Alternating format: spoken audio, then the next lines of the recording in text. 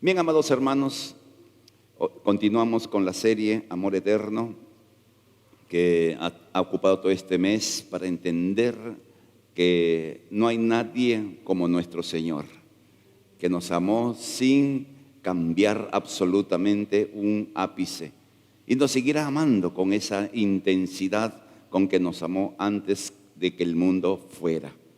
Es impresionante pensar. Nuestros amores, como dijimos y hemos dicho y repetiremos, son amores fluctuantes. Hay días que amamos con locura y hay días que queremos puntos suspensivos. Pero el amor de Dios no cambia. A veces nos portamos mal y Él nos sigue amando igual. Se entristece, sí, pero no deja de amar. Hay días que nos portamos bien, el Señor se agrada, pero no nos ama más. Ese es el amor en quien podemos confiar absolutamente. Amén, hermanos. Por eso ser hijo de Dios es el privilegio más grande que tenemos. Ser amados por Dios, que tener el nombre de Dios como parte de nuestra naturaleza.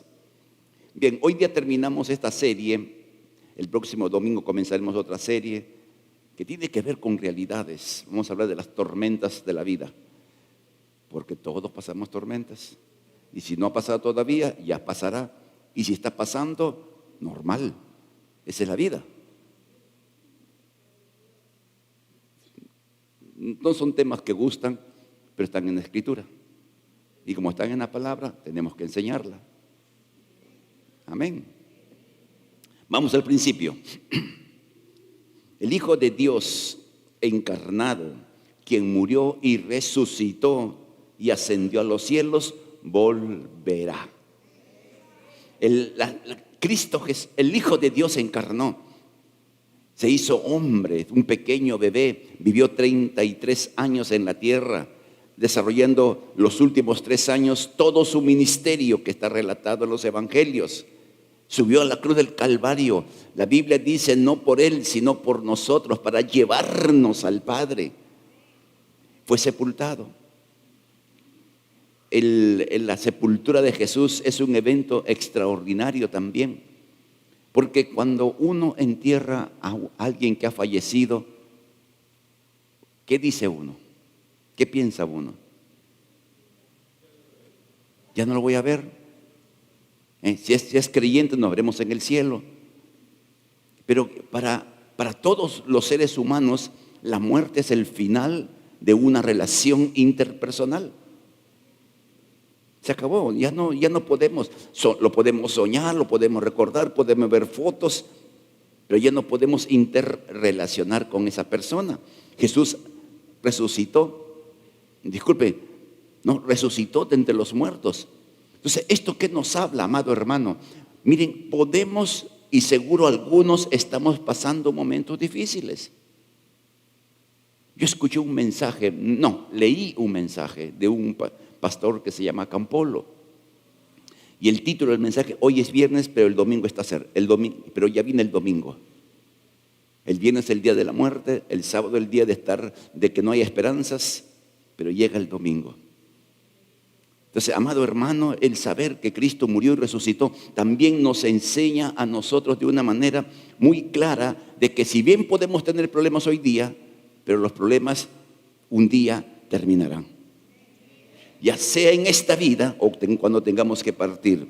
Jesús resucitó y se fue al cielo, a la diestra de Dios el Padre, a ser nuestro intercesor, quien aboga por nosotros todos los días, todo el día.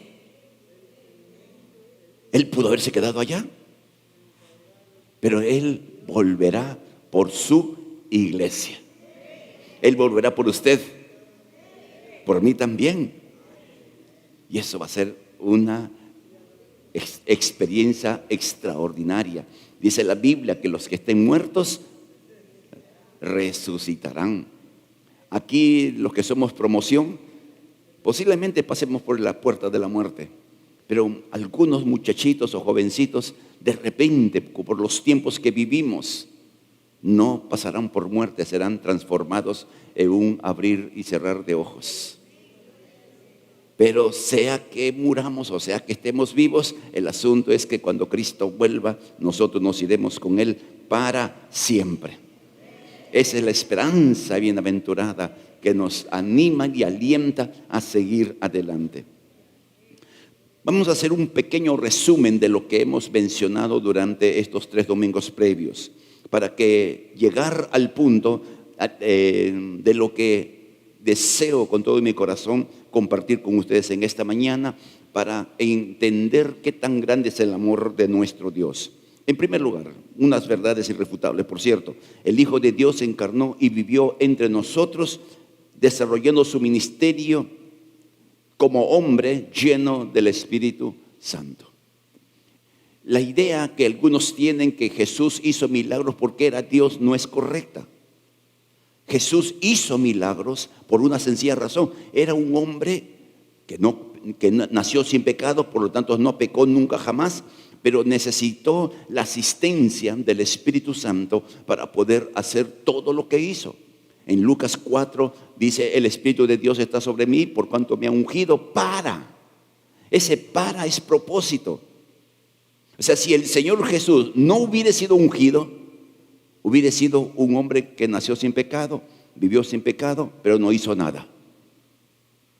Porque la unción es lo que determinó que Jesús comenzara a su ministerio, hasta andar enfermos, predicar el evangelio, levantar muertos, etcétera, todo lo que los evangelios nos narran. Entonces, esa es la vida de Jesús, una vida llena del Espíritu Santo, manifestándose con poder en donde Él iba. Y como Él era santo, absolutamente santo, Él fue lleno totalmente del Espíritu Santo. Y es por eso que donde iba, sanaba a todos los enfermos. Si habían 1000 enfermos, a los 1000 los sanaba. Si había un paralítico, lo hacía andar. Un ciego lo hacía ver. Un sordo hacía oír. Un mudo hacía hablar. Oiga, yo pienso esto, ¿no? Algunos habladores deberíamos orar para que se callen, ¿no? ¿Usted conoce gente que no se cansa de hablar? Sí, ¿no? Ay, hay que pedir el milagro a la inversa. Entonces, todo lo hizo. Ahora, lo segundo que encontramos en las Escrituras es que Jesús entregó su vida de modo voluntario. Cuando leemos los evangelios, encontramos que hubo un complot. La semana pasada estuvimos viendo cómo hubo un complot desde que comenzó su vida, quisieron matarlo. Cuando comenzó su ministerio, quisieron matarlo. En medio de su ministerio, quisieron matarlo. Casi al final ya hacen un complot porque el Caifás, el sumo sacerdote, dijo: es necesario que un hombre muera por el pueblo. Dijeron: acá está la salida. Y comenzaron a complotar. Entonces, podríamos pensar, la gente le quitó la vida a Jesús. Los judíos le quitaron la vida a Jesús. Los romanos le quitaron la vida a Jesús. No es así. La Biblia enseña, y lo podemos leer en Juan capítulo 10, versículo 15, 17 y 18. Yo pongo mi vida y la vuelvo a tomar. Nadie me la quita. Yo de mi propia voluntad entrego mi vida. Por eso cuando Él está en la cruz del Calvario, consumado es, inclinó su cabeza y entregó su espíritu. Entonces, la muerte de Jesús no fue una muerte causada por el género humano. Fue una muerte que Él decidió pasar, experimentar lo que es la muerte física. Él no tenía por qué morir. No había ninguna razón para morir. Sin embargo, experimentó la muerte para librarnos del temor a la muerte. Porque usted, como hijo de Dios, debemos estar conscientes que un día partiremos. Amén. Si el Señor tarda, un día partiremos. Pero no tenemos miedo a la muerte. No debiéramos tener miedo a la muerte. ¿Qué dijo Pablo? El vivir es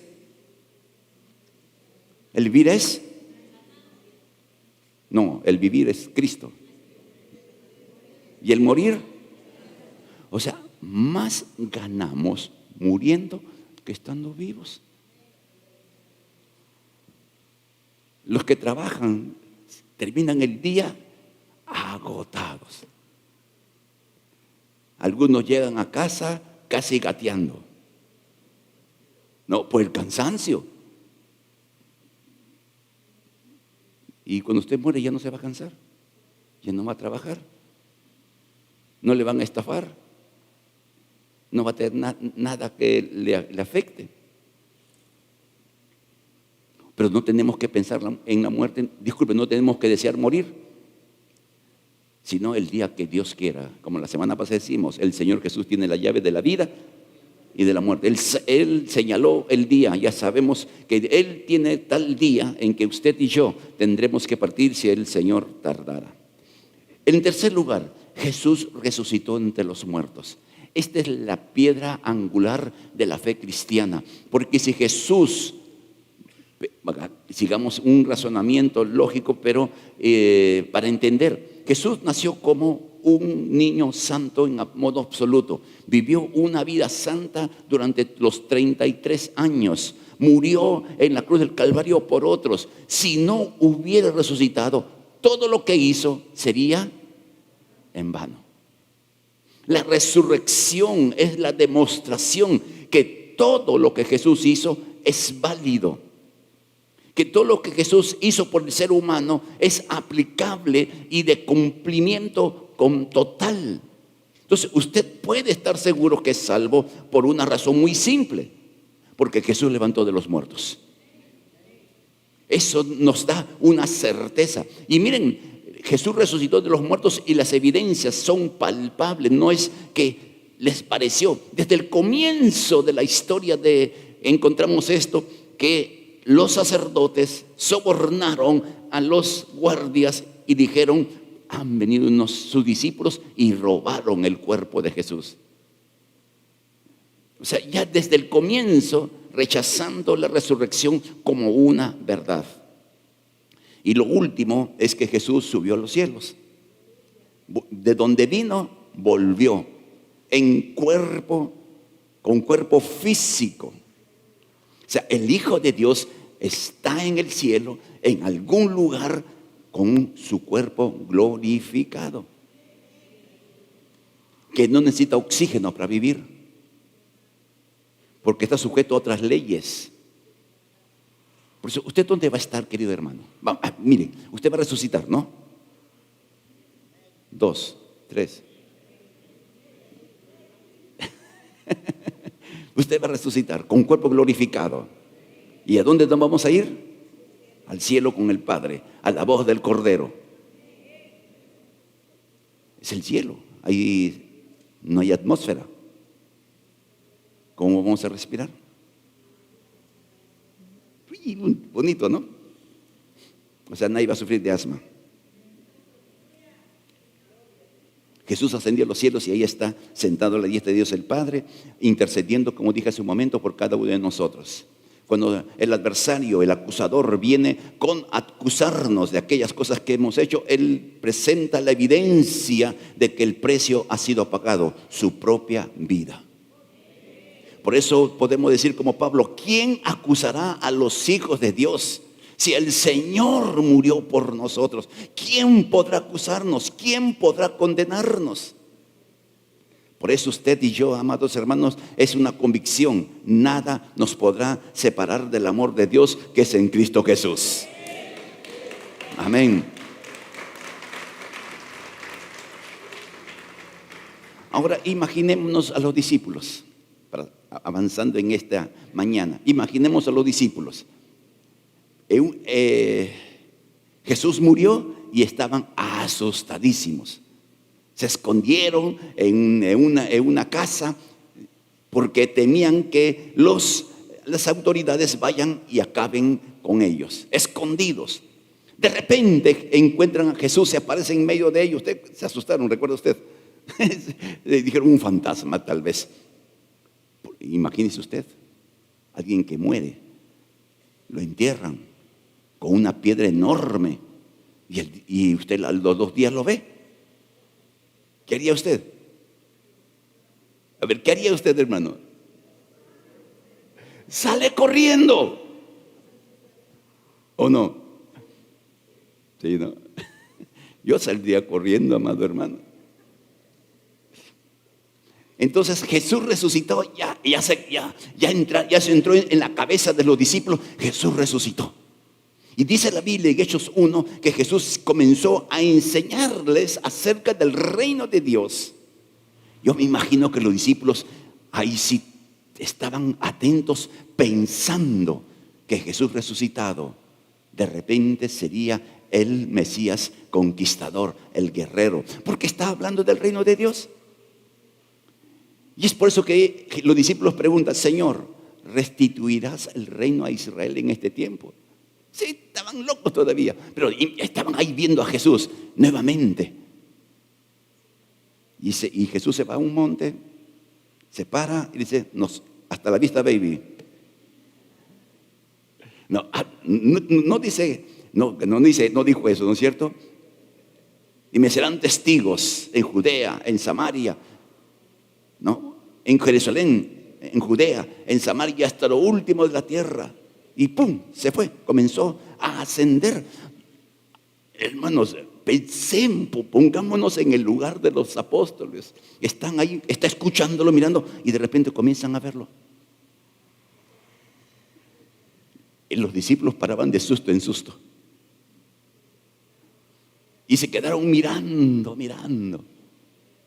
hasta que de repente aparecen ángeles.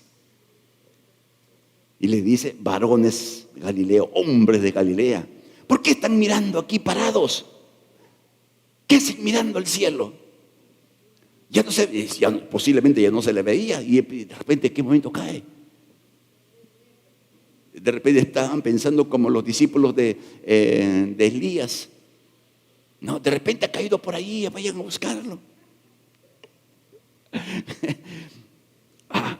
Jesús fue tomado entre ustedes y llevado al cielo. Pero un día, mensaje angélico, el primer mensaje del retorno cierto del Señor Jesús, dado por alguien que no era Jesús. Pero un día volverá del cielo de la misma manera en que lo vieron irse.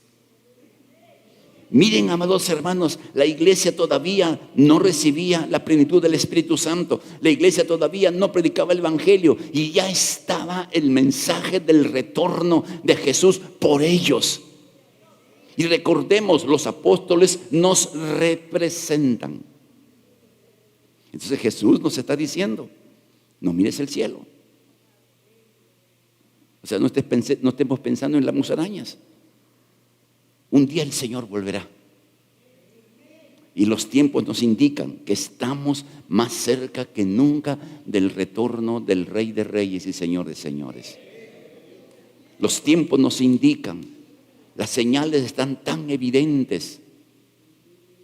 Es increíble. Veamos esto un poquito a detalle de la segunda venida de Jesús. Hay una promesa en el Antiguo Testamento. Avancen, por favor. Está todavía en Los Ángeles. Se han quedado mirando al cielo, creo, ¿no? Avanza, ahí está. Hay una promesa en el Antiguo Testamento, en el libro de Daniel 9:24, cuando la famosa profecía llamada de las 70 semanas, y dice: y al final de las semanas, y la última, dice, para ungir al Santo de los Santos. ¿A qué se refiere? Se refiere al Señor Jesús, donde será coronado, reconocido como Rey de todo y de todos. Hasta el día de hoy, Jesús sigue siendo Rey, es Rey, pero en la tierra su reino no se muestra tal como Dios desea, por la maldad del hombre, por una serie de condicionantes. Pero está claramente señalado que un día Dios ungirá a Jesús, al Hijo de Dios encarnado, como el Rey. Y la Biblia dice que toda rodilla doblará y confesará que Él es el Señor. Aún no llega ese día, porque hay mucha gente de nuca dura, Para el judío la voluntad estaba en la nuca, no, porque no agachaba la cabeza, no quería agachar. Entonces, hasta el día de hoy no ocurre eso. ¿Cuánta gente no acepta a Jesucristo? ¿Cuánta gente rechaza el mensaje del Evangelio? ¿Cuánta gente se burla del Evangelio? ¿Cuánta gente persigue el Evangelio? Entonces todavía no se cumple que toda rodilla se doblará y toda lengua confesará que Jesús es el Señor. Pero cuando el Señor Jesús venga por su iglesia, allí va a ocurrir eso. Comenzando con la iglesia del Señor que suba a las bodas del Cordero, confesaremos: el Señor Jesús es el Señor. Y al final de los tiempos, cuando el Señor venga con su iglesia, ahí toda la creación, incluyendo Israel, confesará: Jesús es el Señor. Se cumplirá exactamente la profecía que se dio en el Antiguo Testamento por boca del profeta Daniel. Y nosotros estamos metidos en eso. Él es nuestro rey. No solamente de teoría, sino debiera hacerlo también en nuestra vida cotidiana, con la obediencia a todo aquello que está escrito. Entonces Jesús es el rey que viene. Es rey hoy día y reina, pero viene a establecer su reino aquí en la tierra. Y esto comienza, y vamos juntos a Mateo 2, que también hemos mencionado en algunos días, unos domingos atrás. Los sabios del oriente reconocieron, supieron que el rey había nacido. En Mateo capítulo 2, versículo 1 y 2 dice: Jesús nació en Belén de Judea durante el reinado de Herodes. Ya hemos enseñado quién fue Herodes, ¿no? Un hombre cruel.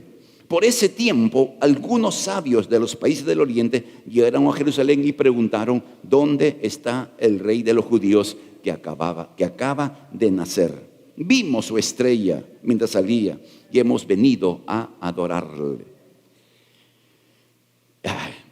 ¿Cómo puede ser posible que gente que no era judía sabe que el rey ha venido, que ha nacido? Y los judíos que tenían la profecía del Antiguo Testamento estaban más perdidos. ¿Cómo es, no? Por eso bien dice la Biblia que Dios ciega el entendimiento de los entendidos y anula la sabiduría de los sabios. Para cuando leemos los comentarios que hablan acerca del futuro de la tierra, pesimismo. Hay un profundo pesimismo con respecto a qué va a pasar con la tierra. El agua se está agotando, los recursos naturales se están agotando, la población está multiplicándose y ya comienzan las hambrunas por el cambio climático. Hay un pesimismo porque no saben que viene el Señor. Usted sabe que cuando Jesús venga por su iglesia, nos vamos 7 años en las bodas del Cordero. Después de 7 años regresamos y comienza lo que la Biblia llama el milenio, 1000 años, donde la tierra recuperará su estado original. Nosotros sabemos, somos como los sabios del oriente, sabemos que aunque la tierra cada vez vaya empeorando, hay un futuro que es prometedor y que se va a cumplir tal cual está escrito. Y lo interesante es que usted va a estar metido allí.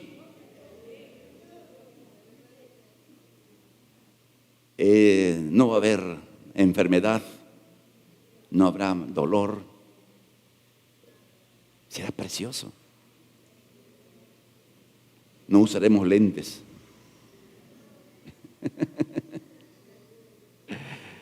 Para aquellos que han sufrido de caries, O sea, los médicos perderán trabajo ya. Y reinaremos con el Señor, dice la Biblia. O sea, usted no va a estar ocioso en el cielo o en el milenio, usted va a trabajar. Así que El cielo no es para estar ahí en la nada, es para que usted trabaje. Entonces, fíjese, amado hermano, los sabios conocían que el rey había nacido. Nosotros sabemos que el rey viene. Y aunque muchos no lo crean y rechacen, ya en el tiempo del apóstol, de la iglesia apostólica, ya había gente que se burlaba. En primera de Pedro capítulo 3 dice: ustedes dicen que Jesús viene y no pasa nada. Y Pedro dice: ustedes se burlan, pero no saben que el Señor está retardando su venida porque no quiere que ninguno se pierda, sino que todos procedan al arrepentimiento. Ya desde aquel tiempo había burlas respecto al mensaje y a la predicación de que Jesús vuelve.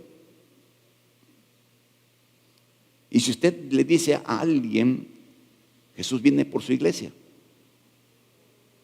usted, si es una persona media descocada, te va a mirar con esas caras así: pobrecito. Pero es convicción. Amén, hermanos. Es convicción profunda en el corazón. Y nadie nos lo podrá cambiar. Sigamos. Jesús nace como el rey. Herodes quiere matarlo, pero no pudieron. Y nadie pudo tocar al Hijo de Dios. Y esto nos enseña una lección. El diablo quiere matarlo a usted. Lo quiere matar, aunque usted no crea. Es un sicario. Pero mientras Dios no toque la campana, no podrán matarlos. Amén. Igual que Jesús. Pues la vida de Jesús es un reflejo de nuestra vida de manera muy preciosa. Sigamos entonces. ¿Cómo comenzó Jesús a predicar? Jesús comenzó a predicar diciendo: el reino de los cielos se ha acercado. El reino de los cielos es lo que va a ocurrir en el milenio y lo que va a ocurrir después del milenio. Es el reino de Dios. El reino de Dios no tiene que ver con un gobierno político, con un gobierno económico o social. Es el gobierno de Dios sobre la creación. Eso Jesús lo dijo: el reino de los cielos se ha acercado. Y uno dice: pero las cosas siguen igual. Pensemos en aquellos tiempos. Israel sigue bajo el yugo romano. Todavía tengo gente que se enferma. Todavía hay por ahí algunos endemoniados, unos ciegos, cojos, otros muertos. Y la Biblia nos enseña que Jesús, en las formas que actuó, era una manifestación del reino. En Mateo 12:28 dijo: yo expulso los demonios por el Espíritu de Dios, entonces el reino de Dios ha llegado. Los milagros de Jesús eran los preanuncios de la llegada y el establecimiento del reino de Dios. Miren, amados hermanos, Jesús sanaba, echaba fuera demonios, hacía hablar a los mudos, etcétera, diciendo: la enfermedad hay un cambio cuando el rey está. Pero un día el rey va a venir y no va a haber enfermedad. O sea, lo que Jesús hizo solamente es como una figura muy opaca de lo que va a ser el milenio. Usted en el milenio va a caminar y no se va a cansar. Usted va a dormir a las 10 de la noche. ¿Usted cree que no va a dormir? Yo espero que después del almuerzo haya una siesta. La santa siesta, amado hermano. Si usted no duerme después del almuerzo, usted es alguien raro. Bueno, las damas no duermen, qué bárbaro, Dios mío. Incansables. Sigamos entonces. En Jesús se presenta nace como rey. Él dice: el reino de los cielos se ha acercado. Mis obras son evidencia de que el reino está aquí. Y en todo eso, Jesús anuncia 3 veces que va a morir. Entonces, por eso los discípulos no entendieron, no captaron el mensaje. 3 veces Jesús lo dijo, y cada vez con mayores detalles. No lo entendían. Entonces, uno se pregunta, si Él es el reino se ha acercado, el reino está en medio de ellos, ¿por qué tiene que morir? Porque para que se establezca el reino de Dios según el diseño divino, Jesús tenía que morir por los pecadores para que el reino se establezca con firmeza entre aquellos que reconozcan a Jesús como Señor. Por eso, de su vida, de nuestra vida, Jesús es el Rey. Porque murió por usted, murió por mí. Por eso Marcos 10:45 nos enseña que Él vino a buscar y salvar lo que se había perdido y dar su vida en rescate por muchos. Entonces muchos nuevamente estábamos nosotros. Entonces usted es parte de lo que, resultado de lo que Jesús hizo en la cruz del Calvario para establecer su reino eterno. Esto es, miren, amados hermanos, a mí me faltan palabras para poder explicarlo. Antes del tiempo, Jesús sabía, Dios trino y uno, sabía que el hombre iba a pecar. Dios trino y uno determinó un plan de salvación. Dios trino y uno supo quiénes iban a reconocer a Jesús como Señor. Y Dios trino y uno determinó que todos aquellos que reconociéramos a Jesús como Señor, seremos parte del reino de Dios y reinaríamos con Jesús. Eso sobrepasa nuestra imaginación. Nos cuesta poder explicarlo, pero así está escrito. Amén. Ustedes recuerdan la parábola, muchas parábolas, la parábola de los talentos. Buen y fiel siervo, sobre poco has sido fiel, sobre mucho te pondré. Entra en el gozo de tu Señor. ¿Cuántos quisiéramos escuchar eso? ¿No? Es increíble. Entonces, ¿usted hoy día se ha alegrado por algo? ¿Ha tenido alguna razón de estar alegre? Sí, ¿no? De estar vivo para comenzar. Tengo problemas, pero está vivo. Me falta chivilines, pero está vivo. He peleado con mi cónyuge, pero está vivo. Hay tantas razones. Pero un día, amados hermanos, las cosas serán totalmente diferentes. Eso va a ser lindo, ¿verdad? Va a ser lindo. Ahora Jesús no solamente anunció de que Él iba a morir y que iba a resucitar. Jesús no anunció que se iba al cielo de manera explícita. Pero miren, Jesús anunció su retorno en Juan 14, el famoso y hermoso pasaje. Juan 14, 1 en adelante. No dejen que el corazón se llene de angustia. Porque les dijo, me voy.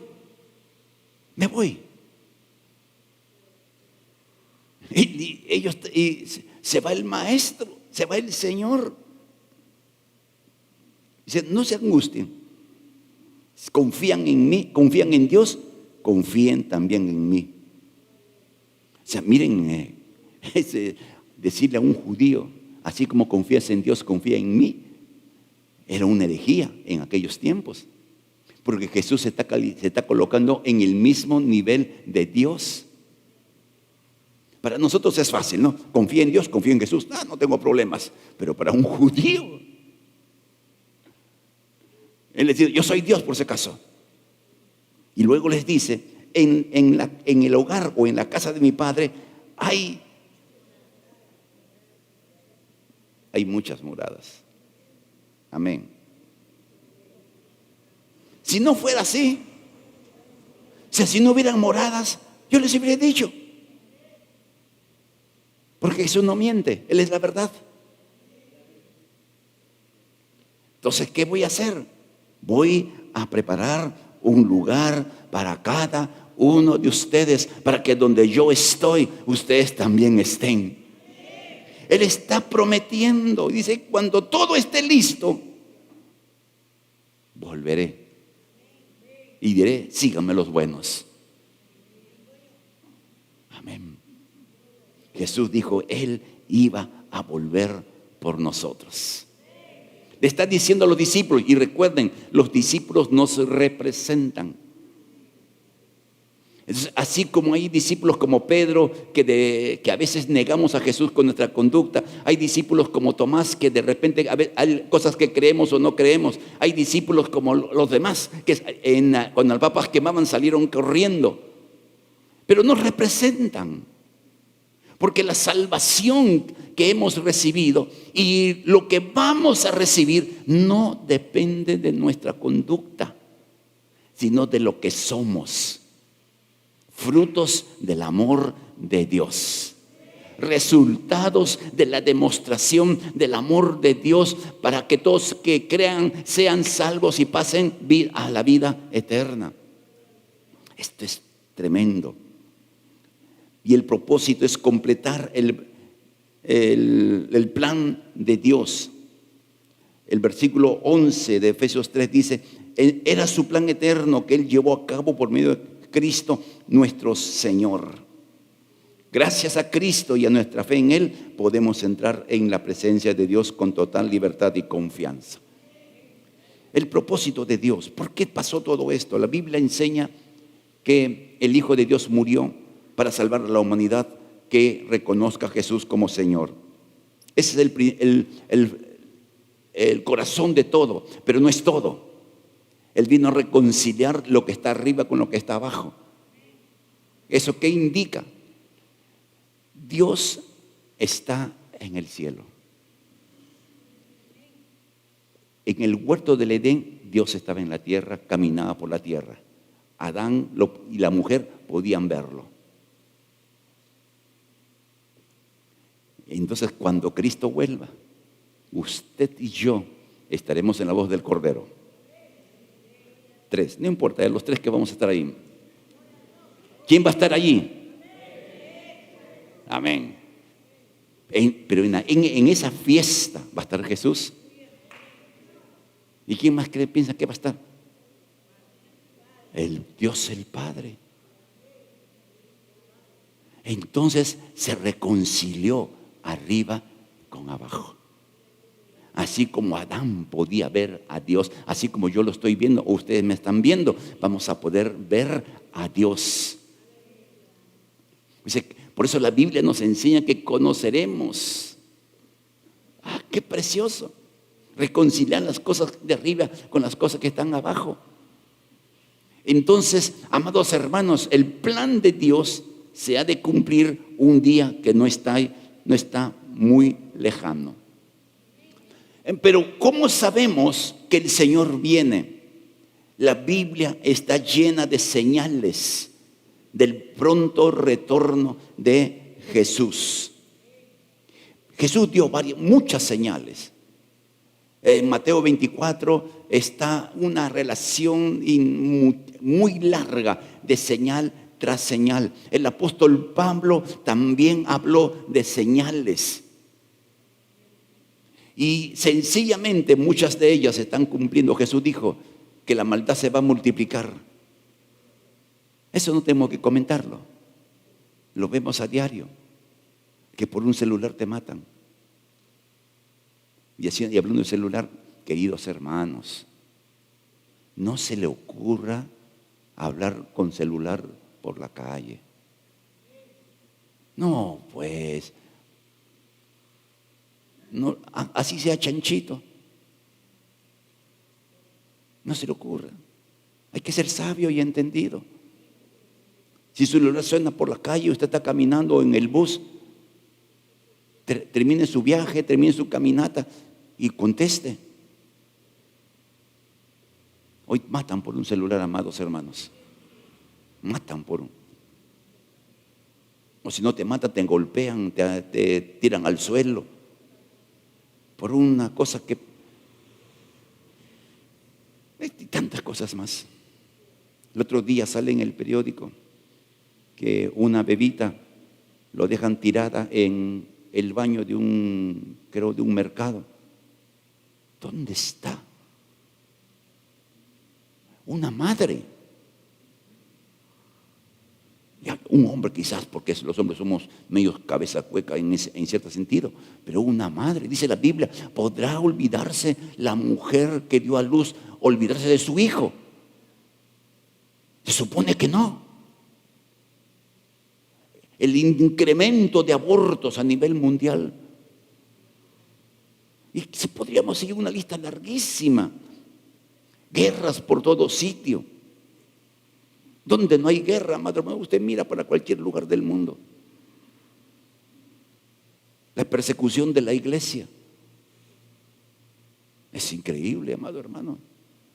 La iglesia está siendo perseguida en Latinoamérica, en Colombia, en México.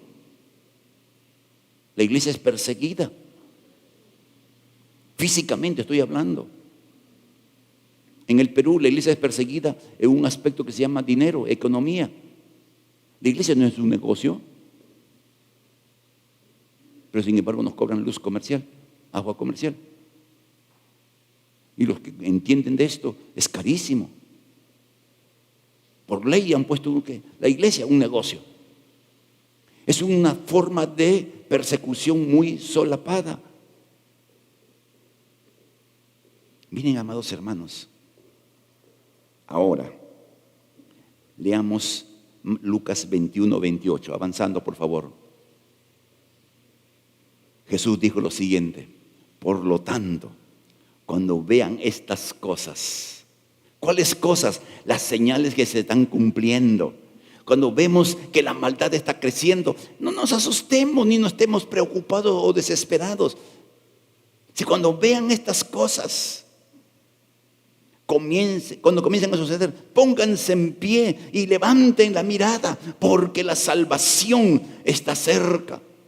Digámoslo así, esas señales que vemos, la condición moral de la humanidad nos dice cada vez que el Señor está cerca, y nos levantamos sabiendo que la condición de la humanidad va a empeorar, pero nos levantamos y miramos esa esperanza bienaventurada que Cristo Jesús viene por su iglesia. Aleluya. Nuestra salvación está más cerca. Es precioso esto. Una de las cosas que yo agradezco a Dios es haber nacido en una iglesia donde el mensaje de la segunda venida de Cristo era una constante. Y yo recuerdo en aquellos años que me costaba creer eso. Jesús viene otra vez. Entonces un día, yo ya trabajaba, 14 años tendría, me fui a la librería y encontré un libro sobre el retorno de Jesús, un libro grueso, no lo he vuelto a encontrar más. Y me lo leí de tapa a tapa. Y era puro versículos bíblicos. Yo leía un pasaje, esto, y veía en la Biblia. Leía acá y leía en la Biblia. Y eso afirmó mi fe. Escrito está: Cristo Jesús viene. Ya, y eso, no importa lo que digan otros. Yo estoy firme en eso y espero que ustedes también, amados hermanos. Ahora Jesús viene por su iglesia, de la cual somos parte nosotros. Y estuvimos hablando acerca de la gloria. Jesús está llenando su gloria a la iglesia. Miren, para entender esto, la Biblia enseña que hay dos señales clarísimas que Jesús viene pronto. Una de ellas, Pablo lo dice en la segunda carta a los Tesalonicenses, capítulo 2. El Señor no vendrá sin que antes se manifieste la apostasía y el hijo de pecado, o el anticristo. Y la apostasía hoy día es una realidad innegable en la iglesia del Señor. La apostasía no significa que la gente que viene a una iglesia se va y nunca más vuelve. No, es una forma de apostasía. La apostasía puede ser una iglesia llena de gente que nunca jamás conoció a Jesús y piensa que porque van a la iglesia son salvos. La apostasía es cuando se diluye el mensaje de salvación y se predica al gusto del oyente. Cuando el centro de la vida de la iglesia es el hombre y no Jesucristo. Y de eso hay un montón. Un montón. Cuando la iglesia quiere copia las cosas, las formas del mundo para que la gente se quede en la iglesia o se sienta bien en la iglesia. Ya no es la unción del Espíritu Santo, ya no es la predicación de la palabra de Dios, es todo lo que hacen para que la gente se impresione y le guste. Nosotros espero en Dios seguir siendo así. Y cuando Dios me diga que tengo que entregar la posta a otro pastor, por cierto, el que me reemplace, siga con el mismo espíritu que su servidor ha tenido durante esos 30 años. Que nada la cambie. Dios permita eso. Y es una oración que tengo en mi corazón. No, pero el Señor está llenando.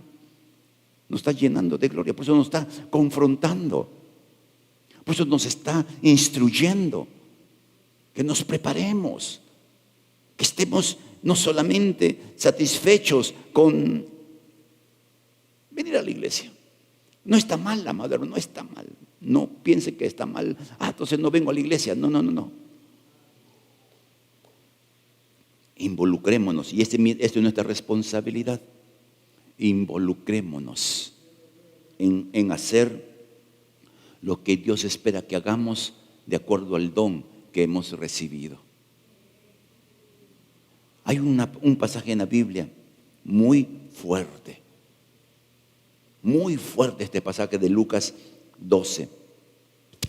El Señor le respondió, les cuento una parábola: un siervo fiel y sensato es aquel a quien el amo, el Señor Dios, puede darle la responsabilidad de dirigir a los demás siervos y alimentarlos.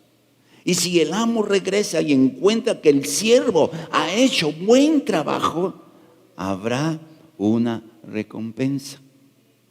Les digo la verdad, el amo pondrá a ese siervo a cargo de todo lo que posee. Entonces, cuando hacemos lo que tenemos que hacer, hay recompensa.